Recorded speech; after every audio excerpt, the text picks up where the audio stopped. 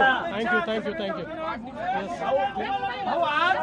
आज वाढदिवसाच्या दिवशी तुम्ही गडचिरोली दौऱ्यावर आहात. शेवटचा जिल्हा पहिला जिल्हा करण्याचं मानस व्यक्त केलेला आहे, काय सांगा? मला अतिशय आनंद आहे की 2015 सालापासून जो प्रयत्न आम्ही सुरू केला होता आज तो यशस्वी होताना दिसतो आहे. गडचिरोलीमध्ये मायनिंग पहिल्यांदा आपण सुरू केलं. आता त्या ठिकाणी क्रशिंग प्लांट, पॅलेट प्लांट याचं उद्घाटन केलेलं आहे. 80 किलोमीटरच्या स्लरी पाईपलाईनचं उद्घाटन केलेलं आहे आणि आता 5 मिलियन टनचा या ठिकाणी इंटिग्रेटेड स्टील प्लांट याचंही आज भूमिपूजन झालेलं आहे. एक प्रकारे गडचिरोलीचं चित्र बदलवण्याचं हा काम चाललेलं आहे. 14,000 लोकांना या ठिकाणी रोजगार मिळाला आहे. आज जे भूमिपूजन झालं त्यातनं 20,000 कामगारांना अजून गडचिरोलीतल्या आमच्या तरुणांना या ठिकाणी रोजगार मिळणार आहे. गडचिरोलीचं चित्र बदलतं आहे.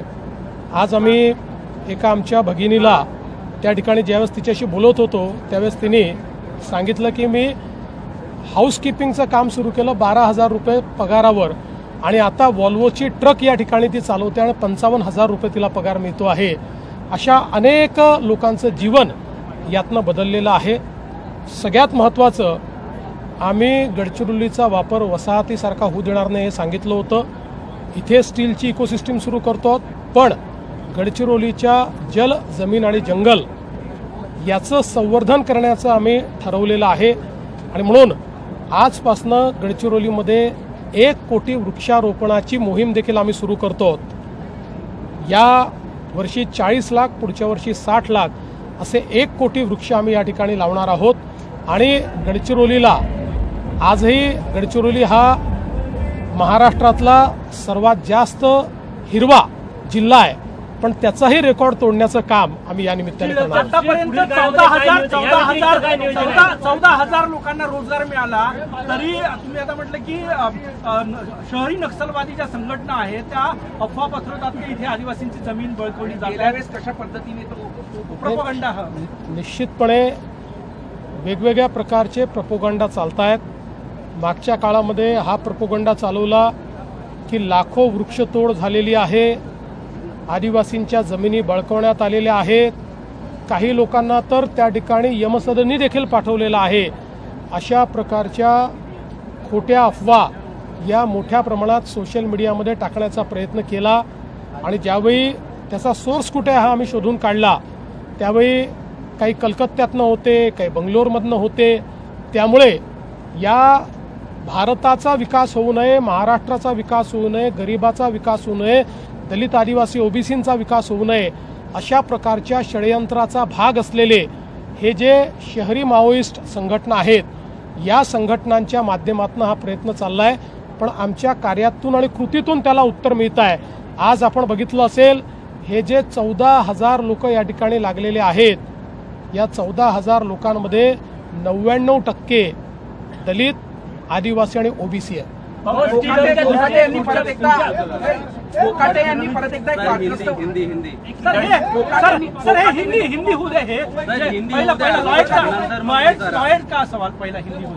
मुझे बहुत खुशी है कि गडचिरोली में आज हमने एक 5 MTPA के इंटीग्रेटेड स्टील प्लांट का भूमिपूजन किया है और साथ साथ हम लोगों ने जो पैलेट्स का एक प्लांट है और क्रशिंग का प्लांट है और उसके साथ साथ स्लरी पाइपलाइन है, ये तीनों का उद्घाटन भी किया है.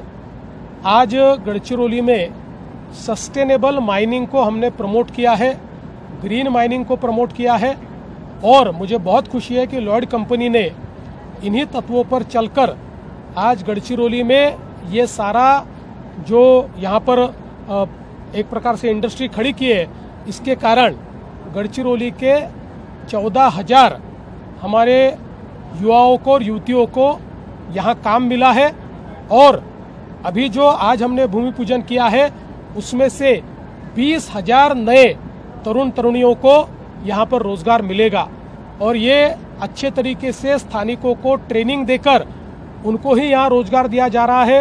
यहाँ की जो गढ़चिरौली की गोंडवाना यूनिवर्सिटी है उसकी ऑस्ट्रेलिया के यूनिवर्सिटी के साथ टाई अप करके माइनिंग के कोर्सेस यहाँ शुरू किए गए हैं और अच्छा ह्यूमन रिसोर्स यहाँ पर ही तैयार किया जा रहा है।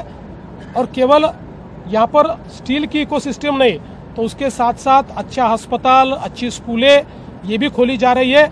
एक प्रकार से गढ़चिरौली जो हम लोग ये मानते थे कि महाराष्ट्र का आखिरी जिला है, हमने तय किया इसको महाराष्ट्र का पहले जिले के रूप में देखा जाना चाहिए और उस प्रकार का परिवर्तन यहाँ हो रहा है।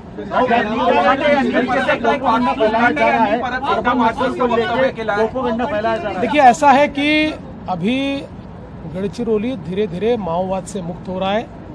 प्रधानमंत्री मोदी जी के नेतृत्व में और हमारे अमित भाई के नेतृत्व में अब बंदूक लेकर माओवाद करने वालों की महाराष्ट्र में गढ़चिरौली में संख्या बहुत सीमित रही है, बस उंगलियों पर गिनने लायक रही है। जो जंगलों में छुपे हैं मैंने तो उनको भी आज अपील की है कि वो लोग भी मुख्य धारा में आ जाए। ये माओवाद तो हम निश्चित रूप से समाप्त करेंगे, लेकिन इसके साथ साथ एक खतरा शहरी माओवाद का भी खड़ा हुआ है, क्योंकि गढ़चिरौली का ये ट्रांसफॉर्मेशन देखते हुए यहाँ के बारे में अफवाहें फैलाना भी शुरू हुआ। बीच में एक सोशल मीडिया कैंपेन हमको देखने को मिला कि जिसमें ये कैंपेन था कि गढ़चिरौली के जंगल काट दिए गए हैं, आदिवासियों की जमीनें छीन ली गई है, आदिवासियों को मारा गया है। इस प्रकार का कैंपेन जब हमने देखा और हम उसके सोर्स तक गए तो ध्यान में आया कि कुछ संस्थाओं से जुड़े हुए लोग ये जो कैंपेन चला रहे हैं, कोई कलकत्ता में बैठा है, कोई बंगलोर में बैठा है, ऐसे लोग ये कैंपेन चला रहे हैं। तो एक प्रकार से भारत, महाराष्ट्र और गढ़चिरौली इसका विकास न हो, ऐसी जो ताकतें हैं, संविधान विरोधी जो ताकतें हैं, उन ताकतों को अब परास्त करना होगा और निश्चित रूप से उसको भी हम परास्त करेंगे। एकीकडे महाराष्ट्र सरकार चांगलं काम करत आहे, दुसरीकडे काही मंत्री वादग्रस्त वक्तव्य करत आहेत। आज कोकाटे पुन्हा म्हटले की महाराष्ट्र सरकार भिकारी आहे, हे हिवाळी अधिवेशनापर्यंत राजीनामा दिला। त्या व्हिडिओमध्ये जर काही तथ्य असेल तर मी हिवाळी अधिवेशनामध्ये शासन भिकारी असल्याचं वक्तव्य केलं। बघा ते काय बोलले हे मी ऐकलेलं नाही, तथापि मला असं वाटतं की जर त्यांनी असं वक्तव्य केलं असेल तर मंत्र्यांनी असं वक्तव्य करणं अतिशय चुकीचं आहे। पीक विम्याच्या संदर्भात आपण जाणीवपूर्वक निर्णय घेतला आणि त्याची पद्धती बदलली, कारण आपल्या लक्षात आलं की पीक विम्यामध्ये काही वर्षांमध्ये जरी शेतकऱ्यांना फायदा झाला तरी बहुतांश वर्षांमध्ये त्याचा अधिक फायदा हा कंपन्या घेत आहेत आणि म्हणून त्याची पद्धती बदलली। पण पद्धती बदलत असताना आपण दुसरा निर्णय हा देखील घेतला, शेतकऱ्याला मदत तर करूच, पण त्याचसोबत 5,000 कोटी रुपये दरवर्षी शेतीमध्ये आपण गुंतवणूक करू आणि त्याची यावर्षीपासून आपण सुरुवात केली आहे। 25,000 कोटी रुपये हे 5 वर्षामध्ये शेतीतली गुंतवणूक आपण वाढवतो। त्यामुळे मला असं वाटतं की अशा प्रकारचं वक्तव्य काही योग्य नाही आहे। मी आजही सांगतो, देशातल्या कुठल्याही राज्याच्या मोठ्या अर्थव्यवस्था असलेले जेवढे राज्य आहेत त्या राज्यांच्या अर्थव्यवस्थेमध्ये आजही सगळ्यात चांगली, म्हणजे मी असं म्हणत नाही की आपल्याकडे खूप पैसा आपण श्रीमंत आहोत वगैरे, पण तुलनेनं विकसनशील अर्थव्यवस्थेमध्ये अतिशय उत्तम अर्थव्यवस्था ही महाराष्ट्राची आहे। आपल्यासमोर चॅलेंजेस आहेत का, तर निश्चितपणे आहेत, पण तरी देखील आपण आपल्या अर्थव्यवस्थेला जे काही त्याचं फिस्कल डेफिसिट आहे 3%च्या आत ठेवण्यात आजही यशस्वी झालेलो आहोत। अनेक राज्य कर्जामध्ये 25%च्या वर गेले आहेत, फिस्कल डेफिसिटमध्ये जवळपास 4-5% चालले गेलेले आहेत। ही महाराष्ट्राची अवस्था नाही आहे। त्यामुळे आहेत त्या संसाधनाचा उत्तम उपयोग करून महाराष्ट्रातल्या जनाचं कल्याण करण्याचा प्रयत्न हे सरकार करतं। जनतेच्या विधेयकाला काँग्रेसचे आमदार सभागृहात विरोध करताना पाहायला मिळालं नाही, पक्ष म्हणून ते सभागृहाच्या बाहेर विरोध करत आहेत, कशा प्रकारे बघताय? असं आहे की पहिल्यांदा तर जनसुरक्षा विधेयकाच्या संदर्भात संयुक्त चिकित्सा समितीमध्ये क्लॉज बाय क्लॉज त्याचं रीडिंग झाल्यानंतर त्यांच्याही लक्षात आलं की याच्यामध्ये अशी कुठलीच गोष्ट नाही की ज्याचा दुरुपयोग केला जाऊ शकतो, अशी कुठलीच गोष्ट नाही जी संविधान विरोधी आहे। आणि म्हणून त्यांनी काही बदल सुचवले, जे अनुषंगिक बदल होते जे आम्ही ऐकले आणि त्यामुळे ते सभागृहात पास झालं। पण आत्ताच्या परिस्थितीमध्ये राहुल गांधी हे अति डाव्या विचारसरणीने, डाव्या म्हणत नाही मी, अति डाव्या विचारसरणीने त्या ठिकाणी ग्रसित आहेत, त्या अति डाव्या विचारसरणीच्या लोकांनी त्यांना घेरलेलं आहे. त्यामुळे पुन्हा एकदा त्यांना ऑर्डर आला आणि म्हणून ते या ठिकाणी अशा प्रकारचं आंदोलन करतायत.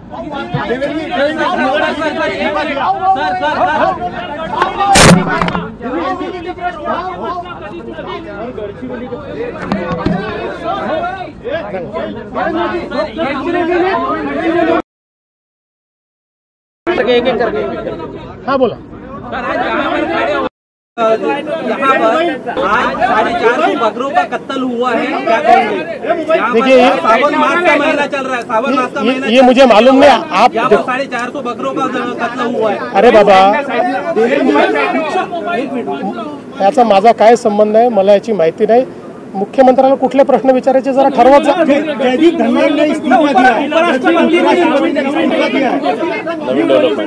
गडचिरोलीमध्ये मोठ्या प्रमाणात आपण मायनिंग कॉरिडॉर तयार करतो आहोत, रस्ते तयार करतो आहोत, नवीन एअरपोर्ट देखील आपण गडचिरोलीमध्ये तयार करतो आहोत.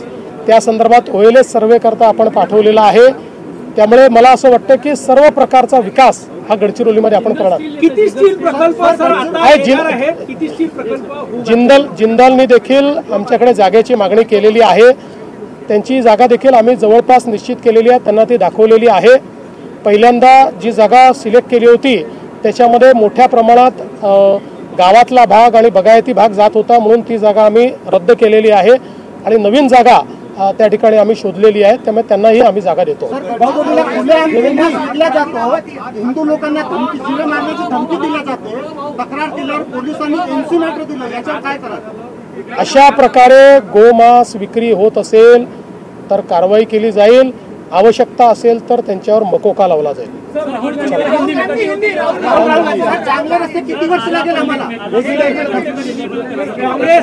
ऐसा है कि जनसुरक्षा कानून का क्या ऐसा है कि जिस समय ये कानून जॉइंट सिलेक्ट कमेटी के पास गया, उसका क्लॉज बाय क्लॉज रीडिंग हुआ और अपोजिशन के भी ध्यान में आया कि इस कानून में ऐसी कोई चीज़ नहीं है जिसका दुरुपयोग किया जा सकता है, ऐसी कोई चीज़ नहीं है जो संविधान के खिलाफ है, जो संविधान ने दिए हुए अधिकारों का हनन करती है.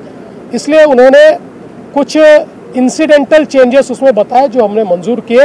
ये बिल आया, बिल मंजूर हुआ, लेकिन हम सभी लोग जानते हैं कि श्रीमान राहुल गांधी ये अभी एक्सट्रीम लेफ्टिस्ट विचारों के लोगों से घिरे हुए हैं. एक्सट्रीम लेफ्टिस्ट नहीं, एक्सट्रीम लेफ्टिस्ट. और उन एक्सट्रीम लेफ्टिस्ट विचारों के लोगों से घिरे होने के कारण राहुल गांधी इन्होंने ये आदेश दिए हैं. उनके आदेशों का पालन किए बिना लोग क्या कर सकते हैं, इसलिए उनके लोग कर रहे हैं. थँक्यू भाऊ. वाढदिवसाच्या पुन्हा एकदा शुभेच्छा सगळ्यांच्या वतीने.